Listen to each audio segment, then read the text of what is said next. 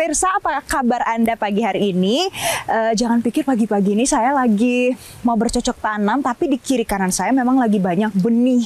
Nah, ini lokasinya di Kabupaten Sukabumi, dan hari ini saya mau ajak Anda, kita ketok pintu, kita lihat apa saja ya kira-kira yang sedang dilakukan oleh sosok yang penting dalam dunia pertanian.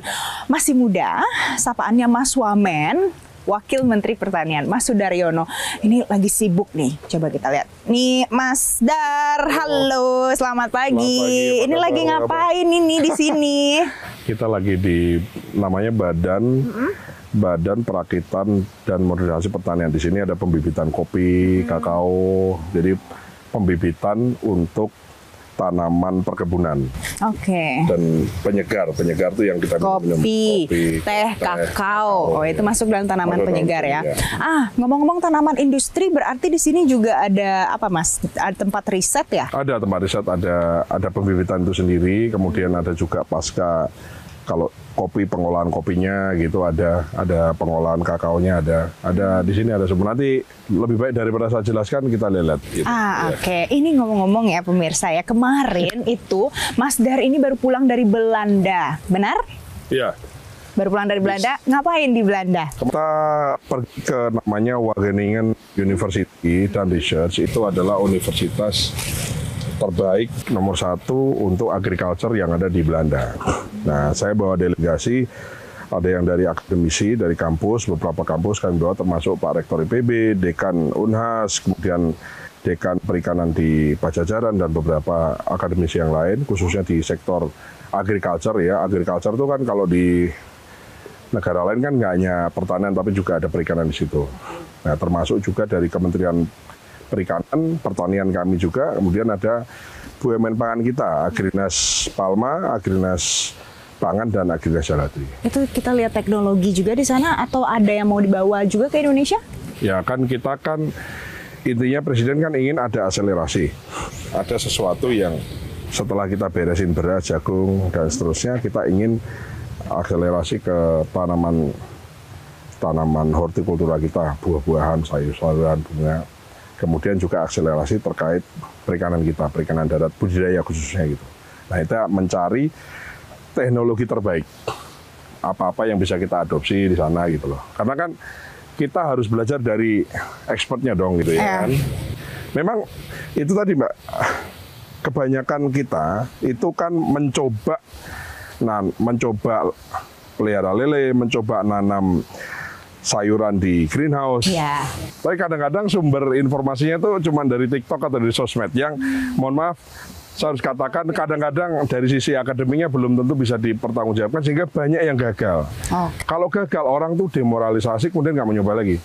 Nah, kita ingin belajar dari yang expert, kemudian di pertanian kita adopsi ke-Indonesiaannya, karena mereka kan bikin risetnya based on di sana ya. Nah, itu ke-Indonesiaannya kita adopsi, kerjasama dengan IPB, pertanian, maka hasil risetnya ingin bagaimana kita sebar dengan cara yang benar. Cara pelihara bandeng yang benar gimana sih? Cara bikin tambak udang yang benar modelnya seperti apa sih? Atau cara bikin greenhouse yang smart gitu ya, yang nggak terlalu mahal gitu ya, efisien tapi hasilnya bagus tuh bagaimana sih? Nah, itu kita ingin sebanyak mungkin anak muda khususnya, itu kita ingin mereka semua terlibat dengan cara yang benar. Biar nggak demoralisasi pemirsa, sama seperti yang satu ini, karena tadi kan kita menyinggung soal energi. Di sini juga ada riset ya Mas, ya, soal energi adalah biofuel. Nah, kita ke sana ya Mas, kita lihat ya. Oke, yuk.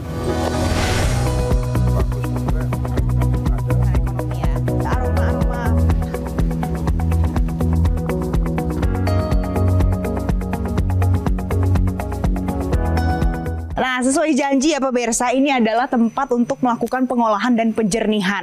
Yang tadinya bahan bakunya Mas ada macam-macam ya Mas ya, jenisnya mulai dari ada biodiesel, ada bioetanol. Dua-duanya namanya biofuel. Nah, kalau biodiesel itu sumbernya asam lemak, itu dapat dari sawit. Nah, bioetanol itu dapatnya dari molasses, dari tebu. Pati ya? Dari situ. Nah, jadi pemirsa, ini adalah tempat di mana dilakukan penjernihan, ada pengolahan, dan ini ada di Indonesia. Mungkin untuk orang yang belum pernah tahu sebelumnya ya Mas ya, tapi kita berpotensi, berkapasitas untuk membuat ini.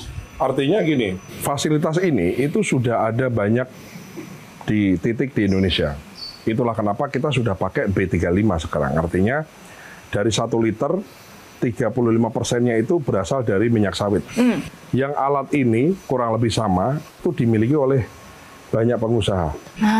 Fasilitas plan-nya ini. Oke. Nah, kemudian pemerintah memutuskan untuk B-nya makin naik.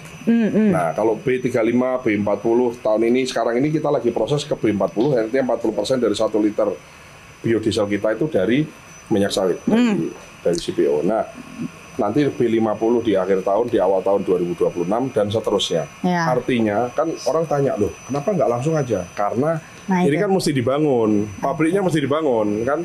Artinya kalau makin naik volume persentase biodieselnya, itu kan artinya pabriknya kan makin harus ditambah, kapasitas pabriknya ditambah atau pabrik baru harus dibikin gitu. Nah, sehingga butuh proses untuk supaya secara bertahap kita naik. Plus CPO ini kan menjadi bahan baku untuk biofuel, juga ada alokasinya untuk keperluan lain kan, ya Mas ya? Betul. Kan lebih besar memang untuk pangan. Untuk pangan. Kalau kita kan ada untuk minyak goreng di kita, sisanya kita ekspor. Dan kita adalah produsen minyak sawit terbesar di dunia anyway, ya kan? Betul. Nah, ini adalah reaktornya ya, Mas. Ini adalah kapasitas untuk 1 BRMP ini ya, Mas. Nah, kalau targetnya, Mas, target paling realistis dan terdekat dari Prabowo Subianto apa? Gini, visi beliau itu, visi besarnya adalah kita negara pulau, luas lahan kita besar, kita negara tropis. Maka comparative advantage kita adalah agriculture. Ditambah kita itu selain tanah kita subur dan matahari ada sepanjang tahun, ternyata kandungan alam di bawah tanah kita itu juga kaya akan mineral, kaya akan migas. Nah, keinginan beliau adalah bagaimana hilirisasi yang sudah dicanangkan dan sudah dibangun dan sudah dilaksanakan oleh Pak Jokowi diteruskan oleh Pak Prabowo untuk swasembada pangan, which is yang sudah kita kerjakan. Kita tidak impor lagi beberapa komoditas pangan kita, dan juga swasembada energi. Nah, swasembada energi dari mana? Dari sumber daya alam kita. Kalau fuel berarti berbasis tanaman, yang tanaman itu membutuhkan tanah dan matahari, which is kita punya. Dan juga sawit, kita adalah produsen sawit terbesar di dunia. Dan ada juga yang pati, molasses, macam-macam ya. Betul. Nah, kemudian ada ketahanan energi kita dari misalnya baterai. Makanya kita ingin hilirisasi dari produk mineral kita, nikel, boksit dan seterusnya, supaya baterai itu juga menjadi satu solusi. Ya, jadi nggak cuma ini jadi gitu ya. Kita nggak mengandalkan fosil. Lagi di masa yang akan datang. Mas, tempat seperti ini untuk melakukan pengelolaan ini, apakah nanti akan ada lagi selanjutnya, mau dibikin lagi di mana, di tempat lain gitu? Kan ini intinya badan ini kan riset.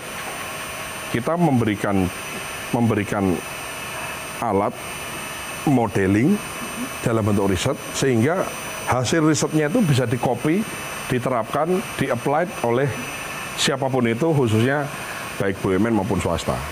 Intinya kan gitu. Kita menyediakan semacam modeling. Jadi pemerintah itu lebih ke arah modeling biofuel, kemudian modeling pengelolaan greenhouse, modeling pengelolaan perikanan budidaya. Jadi bikin model yang benar sesuai dengan riset-riset, kemudian model itu bagaimana di-applied di masyarakat. Nah, ini penting karena mungkin selama ini banyak orang yang belum tahu. Ini adalah yang dilakukan salah satunya, pemirsa. Kalau ini adalah bicara soal biofuel, nah ada lagi yang lain gitu ya, Mas ya. Mulai dari tadi ada greenhouse, terus apa lagi tadi? Misalnya budidaya kakao yang benar, budidaya kopi yang benar, budidaya padi yang benar, budidaya tadi greenhouse itu kan nanti macam-macam. Ada yang sayuran, ada yang buah-buahan, ada yang bunga kan gitu ya. Kita kan juga ada tuh.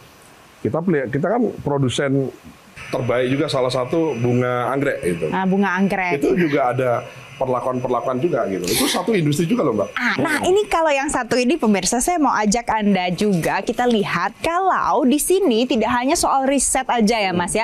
Ini juga ada satu yang ternyata sudah terbukti, sudah bisa diimplementasikan. Ini, Mas, biodiesel B100.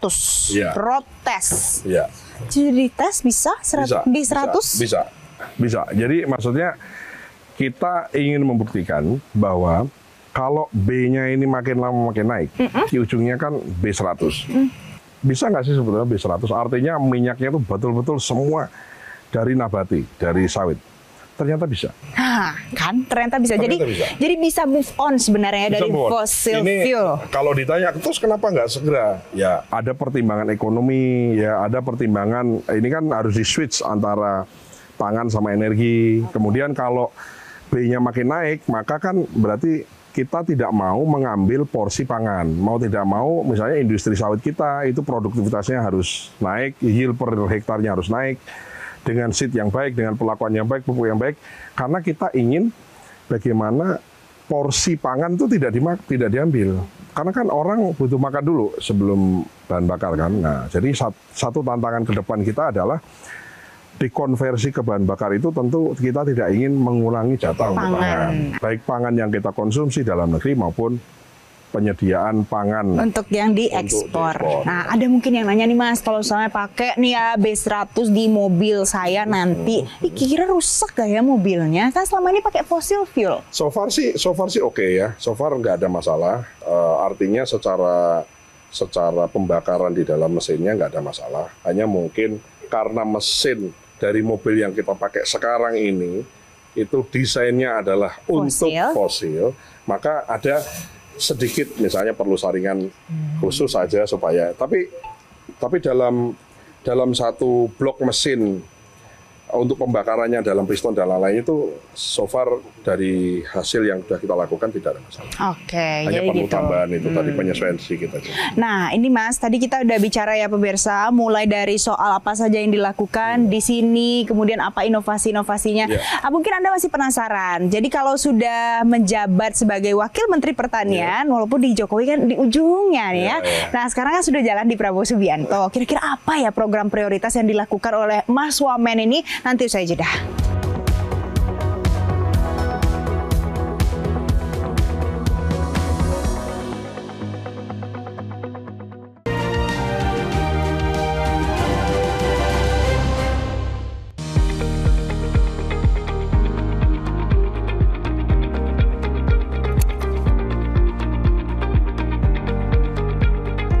Nah, pemirsa, Anda masih bersama kami, masih di Ketok Pintu. Saya masih bersama Wakil Menteri Pertanian, Mas Dar. Nah, ini kalau kita lihat ya, di kiri kanan saya itu bagus ya, Mas Dar ya. Ini adalah salah satu tempat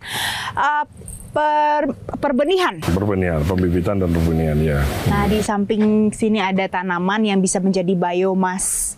Yang di samping sini juga bisa menjadi biofuel lainnya. Tapi tadi nggak akan lupa Mas Dar, ini kan sudah menjabat menjadi wakil menteri untuk dua presiden yang berbeda.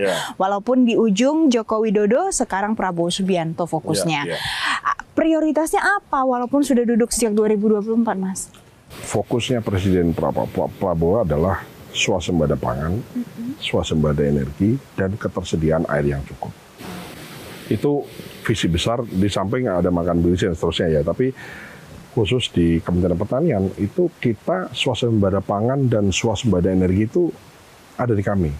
Nah, menarik pemirsa, karena bicara soal swasembada pangan yang terkini itu Bulog penyerapannya gabah setara beras bisa sampai 2 juta ton. Bahkan ada yang memberikan predikat ini adalah produksi beras terbesar sepanjang sejarah Republik Indonesia. Memang data penyerapan berasnya paling besar sepanjang sejarah, dan gudang Bulog itu penuh dengan beras paling banyak ya sekarang ini. Paling banyak sekarang ini, oke. Kita di gudang Bulog sekarang udah lebih dari 3,5 juta ton beras disimpan. Sedikit lagi 4 juta. Sebentar lagi 4 juta. Yang kita serap dari bulan Januari sampai dengan sekarang, serap itu hampir 2 juta. Oke. Ya.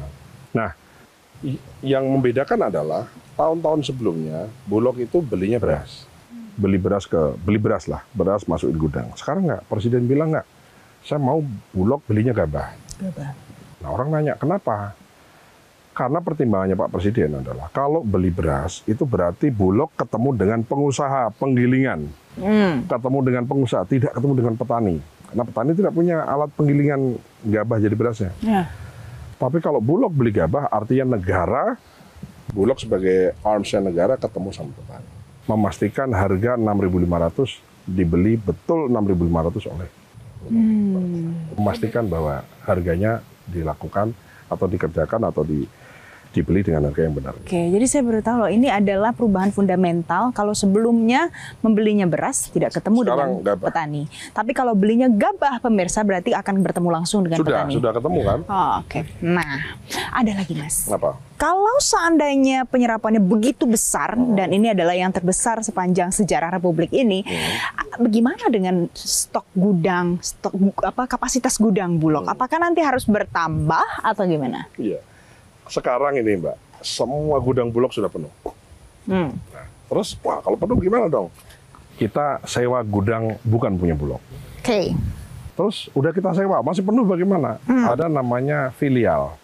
Filial itu kita karena Bulog beli gabah, digiling kepada penggilingan padi, menjadi beras, terus kita nyimpen di tempat dia. Itu namanya filial. Filial. Jadi sudah punya Bulog, sewa, filial. Kalau masih kurang, nah ini sekarang kita mesti prediksi kan, karena udah penuh nih. Ini kan panen terus ya kan, namanya nanam panen itu kan sepanjang tahun ada. Nah, kita lagi juga mempersiapkan sebetulnya dalam periodik waktu sekian bulan ini kita butuh gudang di mana, berapa, Ya. nah available dengan yang existing apa enggak, kalau enggak kita bangun baru.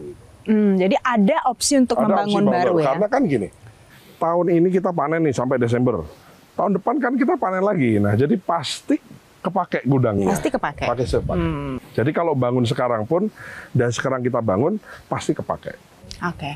Dan Anda juga punya posisi sebagai Ketua Dewas Bulog ya Mas ya? Iya. Nah, ngomong-ngomong soal kita WAS. memastikan dong, beres semua dong ya kan? Nah, apa Mas? Jadi setelah kamu duduk di sana, apa yang ditemukan, oh ini sepertinya harus diperbaiki di Bulog. Inilah penyebabnya, mengapa banyak orang yang jadi kurang percaya. Enggak sih. Ada ungkapan dalam there is no bad soldier, there is always bad commander gitu. Jadi selama komandannya benar, perintahnya jelas, toh nyatanya jalan. Ini masalah policy sama perintah dan kebijakannya mesti clear lah. So far kan begitu kita maunya kita jelas, Presiden maunya jelas, diterjemahkan sama Pak Menteri maunya jelas, oleh saya sebagai Wakil Menteri jelas, saya kemudian jadi Dewan Pengawas jelas, Pak Dirut juga paham, itu jalan. Oke. Tidak ada masalah. Nggak ada masalah ya? Ada mungkin 1-2 di sosmed, oh Pak ini kok kami nggak dibeli. Ya, dari sekian juta, kita nggak boleh terus kemudian, wah semua perfect, semua beres enggak. Ya, ada 1-2 kita berusaha untuk perbaiki. Bagaimana orang yang tidak mendapatkan harga 6.500 itu tetap kita Bulog bisa hadir di situ. Oke, ya itulah ya jawabannya pemirsa. Kalau mungkin Anda masih bertanya, jadi pengawasan Bulog itu gimana sih? Beras itu siapa sih yang ngawasin? Nah itu tadi udah dijawab. Mas, kalau kita tadi udah move on ya, bicara soal beras. Nah sekarang kita bicara soal anak muda. Ya. Anda datang dari keluarga yang petani, kemudian dekat dengan yang namanya bertani. Anak-anak muda sekarang belum tentu mau ada yang bertani. Ya gini ya, kan sawah kita ini kan 7,5 juta hektar. Nah, ya kemudian ada keluarga petani kayak katakanlah keluarga kami lah. Kalau saya sih anaknya cuma 1 ya bapak saya, tapi kan ada keluarga yang anaknya mungkin lebih dari 1, ada 2, ada 3. Dia sawahnya pun udah kecil. Kan nggak mungkin sawah yang kecil itu dibagi ke 3 atau 4 anaknya. Pasti nggak cukup untuk hidup mereka. Betul. Pun orang tuanya masih butuh, karena dia kan juga orang tua masih hidup, masih dikerjakan. Sehingga itulah kenapa saya melihat banyak di antara petani itu orang tua, karena memang ya sebagai orang tuanya masih ngerjain, sehingga anak-anaknya terpaksa harus mencari pekerjaan di bidang lain. Oke. Pun kalaupun diwariskan, kan nggak mungkin 3 atau 4 anaknya bertani semua. Nah maka program dari Kementerian Pertanian itu ada banyak untuk anak-anak muda yang mau bertani, karena opportunity-nya besar. Nah, Sekali lagi negara kita banyak matahari, negara kita subur, dan tanahnya banyak. Jadi Kementerian Pertanian juga sama. Kita ingin anak muda itu mesti dikasih contoh. Harus ada champion-champion kita yang berhasil di sektor pertanian. Berhasil saja nggak cukup. Harus berhasil dan diberitakan. dan Berhasil dipublikasikan. dan dipublikasikan. Oke. Berhasil dan diketahui banyak orang, sehingga orang mau. Oke. Betul. Nah, misalnya kita lakukan namanya brigade pangan, itu salah satu solusi. Apa? Di Jawa banyak orang, di luar Jawa nggak ada orang. Di luar Jawa orang juga mau nyari pekerjaan susah. Maka Betul. daerah yang luas lahannya besar, anak mudanya mungkin juga, aduh bertani. Kenapa malas bertani? Karena bayangannya tuh manual, mesti nyangkul dan seterusnya. Padahal kan enggak Padahal sekarang ya. sekarang Sekarang sudah ada kita teknologi. Transformasi pakai traktor, pakai drone. Gitu. Oke, Nah, ternyata itu men-trigger banyak anak muda untuk ikut. Di brigade Pangan, 200 hektar, dikelola 15 orang, dikasih alsintan semua. Jadi nggak ada orang ketemu cangkul, nggak ada. Dia duduk di kursi, dia kerja di situ. Nah, itu dia pemirsa. Jadi mudah-mudahan nanti ini bisa menginspirasi ya. Iya dong. Mudah-mudahan yang nonton di kanal-kanal media, kemudian di televisi itu bisa menginspirasi. Ayolah mulai bertani. Mas Dar, terima kasih ya karena hari ini, karena hari ini sudah Jauh-jauh di Sukabumi. Dari studio Metro TV ke Sukabumi ya. Untuk lihat langsung ternyata Indonesia punya potensi dan pemerintah kita mau support, apalagi untuk anak-anak muda yang mau bertani, ya kan Mas Dar? Dan saya juga mau nambahin mumpung di sini bahwa ternyata negara kita itu keren, ya dong. Riset ada, uji coba ada, tinggal bagaimana membuat pendek gap antara hasil riset dan percobaan ke dalam implementasi di masyarakat. Nah, itu dia. Nah itu kita minta tolong Metro TV. Siapa tahu acara ini bisa ada menggugah semangat dari anak-anak muda kita yang ingin bertani. Terserah bertani kebun kopi, Boleh. coklat, lain-lain. Tanaman-tanaman boleh. Bertani macam-macam ya. tanaman sayuran, buah-buahan, bunga-bungaan bisa. Kementerian Pertanian siap pendampingan. Tuh. Itu adalah jawaban pasti dari seorang Wakil Menteri Pertanian. Nah, itu tadi pemirsa ketok pintu hari ini. Ketok pintu bagaimana keseharian seorang Wakil Menteri. Nanti kami akan kembali lagi untuk Anda. Terima kasih. Sampai jumpa. Terima kasih.